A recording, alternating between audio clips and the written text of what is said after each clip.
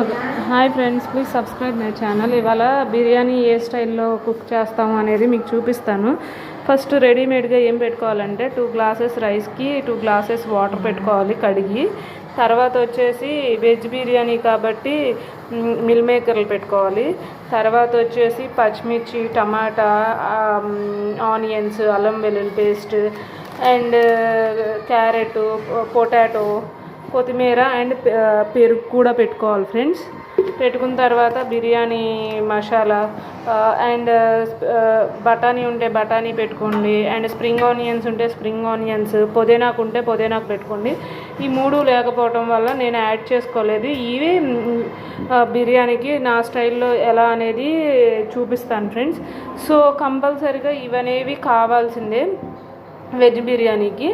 And ఎలా ఏంటి అనేది నెక్స్ట్ వీడియోలో చూపిస్తాను. డిఫరెంట్ స్టైల్లో రైస్ కుక్కర్లో ఎలా చేయొచ్చు అనేది. So please subscribe my channel friends.